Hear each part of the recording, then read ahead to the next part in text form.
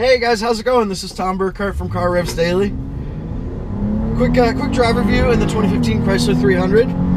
This is a really interesting car. As you know, it's one of the largest and most luxurious American full-size vehicles that you can get for just about a $30,000 base price.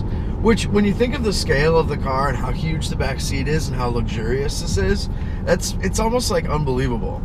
But of course, you can also get it with as the 300C, which has the big V8, and two new trim. Well, the whole car is new for 2015, but the 300S is especially new for 2015, and that is a really cool exterior makeover with a lot of black accents and just sort of like really cool and gangster detailing.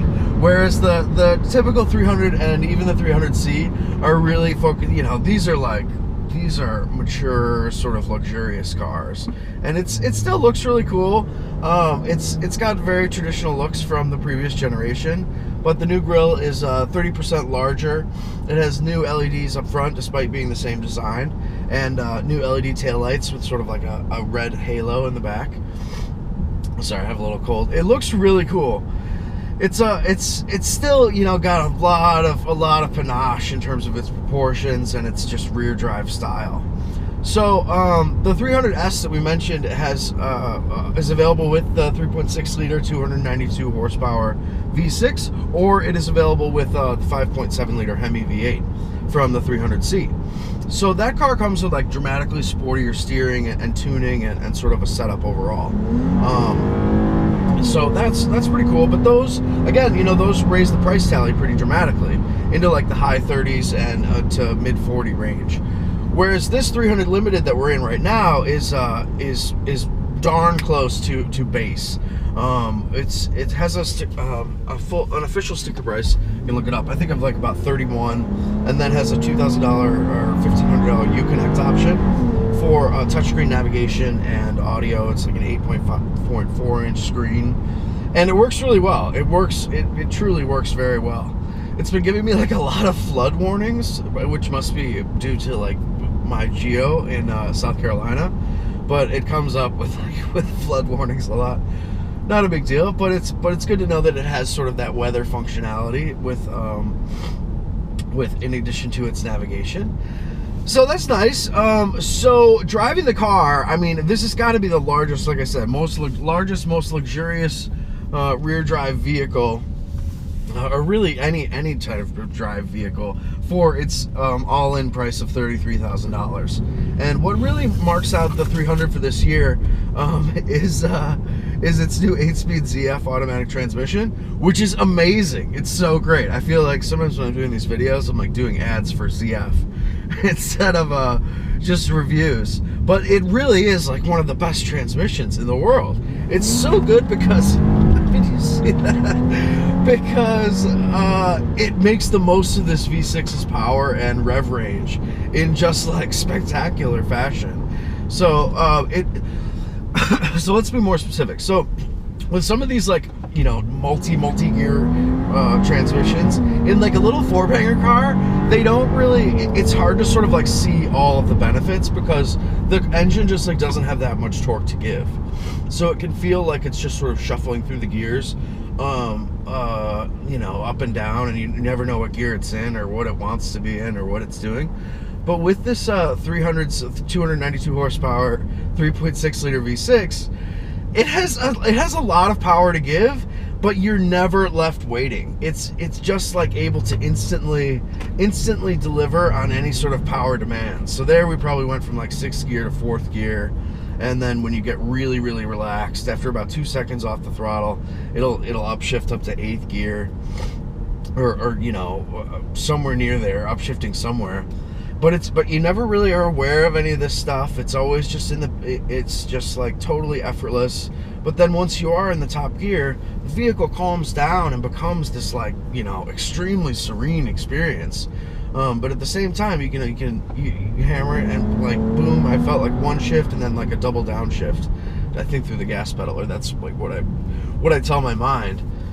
And it just sort of makes the most of every passing opportunity, every jab of the throttle. There's really none of the sort of like wait for kick down and pray that you're gonna have enough power to get past someone type of attitude from like the old 4 and 5 speed automatic days.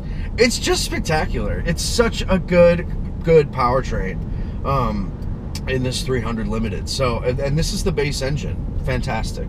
Really, really good. It feels quick as well. It feels quicker in everyday driving than it does in the 0 to 60 Sprint proper. But even that being said, I think it feels like it's delivering about like a 7.3, 7.5 second sprint, which is very good. Very, very respectable for this class. And then, but in-gear passing power is one of the best in class. And the class, of course, of full-size cars includes vehicles like the Toyota Avalon, Kia Cadenza, the Dodge Charger as well, the Chevrolet Impala, Ford Taurus, perhaps the Hyundai Genesis, and what is the one, and I'm forgetting one of our other Avalon. Anyway, sorry, and the Buick LaCrosse. I can't believe I forgot that. Yeah, so, and I wanted to make a comparison versus the Buick LaCrosse, especially because they both have a 3.6 liter V6, but the Buick has a 6-speed automatic, and is a much sort of like, the cabin of the Buick that I tested in particular, the LaCrosse, felt a little more luxurious in terms of its amenities and technology. It just felt a little more premium. But the 300, it rides much smoother and I think a little bit quieter. So that's nice. But the LaCrosse is actually like the real surprise handler. It has like pretty firm steering and has a really well-tuned suspension to either cruising and doing some highway stuff or doing or driving hard. So this 300 is a little more conflicted. Like it's the 300. We're in the 300 Limited is the trim level, and as equipped, it has this great transmission and powertrain, but it's like a super luxe transmission and steering tune. So this is like part of the reason I really wanted to make the videos, because the 300 Limited has like the lightest steering you've ever felt, which is good, but the downside of that is that it can be like a little bit imprecise in hard driving, even going around like a little country road corner like this at 45 miles an hour. It's not that accurate. So I think that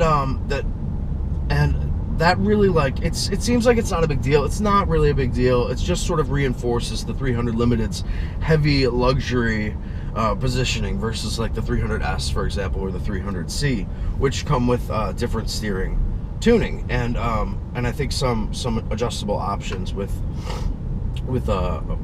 some of those higher trim levels. But this 300 Limited is just sort of gives that luxury steering all the time, and that manifests itself like in hard driving pretty clearly. It makes the car feel just like a little more out of control than I think it should when you are driving hard and in heavy cornering. It's really light. It's pretty leisurely in its reactions, and it's just not as accurate as I would like. So how does this stand like in the class? So versus like the Buick LaCrosse, the steering is more, I would vote for the Buick steering above this. But versus like the Toyota Avalon, the Chrysler's 300 steering is almost exactly the same, but is not affected by any torque steer. So you have, but that's the level of like lightness and level of precision we're talking here. Is definitely like Avalon light. So while I love the 300, I don't think I would vote for this particular trim level, just because I prefer a little bit more of a sportier bent, especially for like a rear drive, very balanced machine. And this thing with the traction control off will really drift. It really will. It's a fun car, but with traction control on, you never really like come across most of those handling scenarios. And for most people, especially people seeking like the really comfortable, really quiet, and super affordable package that the 300 Limited has, the light steering might be, you know, sort of a benefit.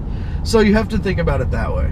But for people who like, who enjoy the soft and cozy ride, and the great refinement of the 300, but want a little bit more of a sportier bent, I'd go for the 300S any day. But that being said, the car is an incredible achievement. Well, this vehicle for $33,000 is available now and has still a gigantic back seat, great levels of standard luxury, really, and definitely worth the Uconnect upgrade for the touchscreen. All right, we'll see you guys soon. This is Tom Burkhart from Car Revs Daily in the 2015 Chrysler 300 Limited. Thank you.